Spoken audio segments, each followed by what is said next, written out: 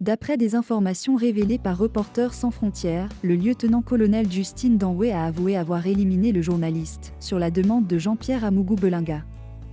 Il cite également le ministre de la Justice et son collègue en charge des Finances. Mais depuis, le ministre Laurent Esso, plusieurs fois cité, n'est toujours pas inquiété. C'est la raison pour laquelle la pression des Camerounais qui demandent justice monte, afin que ce dernier réponde de ces accusations qui pèsent contre lui. Une pétition a été lancée sur www.change.org afin que Laurent Esso soit déchargé de ses fonctions de garde des Sceaux et remis à la justice pour exploitation, comme c'est le cas de Jean-Pierre Amougou-Belinga.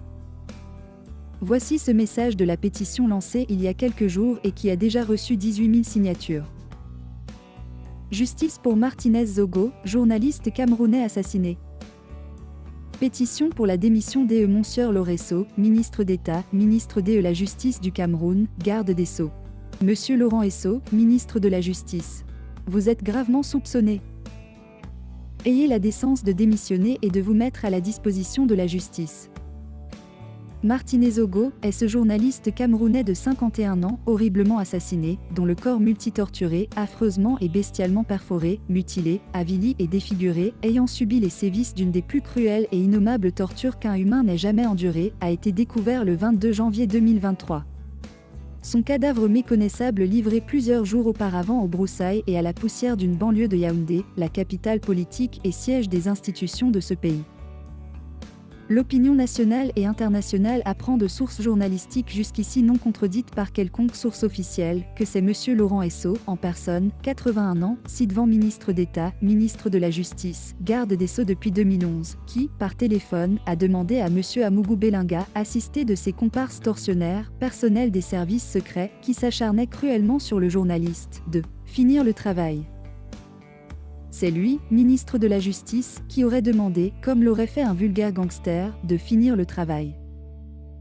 Fait rarissime ou inédit dans l'histoire des États modernes, un ministre de la Justice en fonction est donc soupçonné d'être l'abominable ordonnateur d'un horrible assassinat. Celui du journaliste Martinez Zogo. Dans un pays où l'institution judiciaire, qu'il est censé protéger, n'applique même plus de peine capitale depuis 1997. Depuis que ces accusations sont rendues publiques, M. Laurent Esso n'a fait aucune déclaration publique pour nier les faits qui lui sont reprochés. Gardant un silence aussi moralement obscène et politiquement irresponsable, qu'il renforce les soupçons de sa culpabilité et fragilise l'exécution de la justice. L'adage le dit bien, qui ne dit rien consent.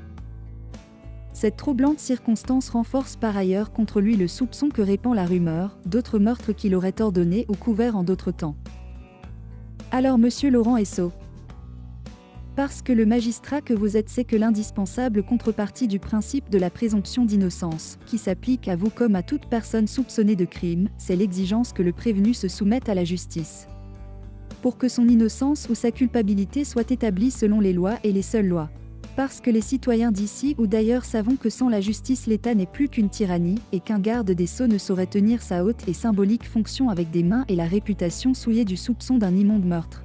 Parce que l'image du Cameroun, déjà suffisamment salie par cette torture et cette exécution extrajudiciaire de journalistes, ne saurait voir en plus, ces institutions précipitées dans le chaos de l'impunité que votre silence et votre maintien en fonction entretiennent. Parce que les enfants ôtés la famille des Martinez Zogo et son NOM CRI exigent mérite justice.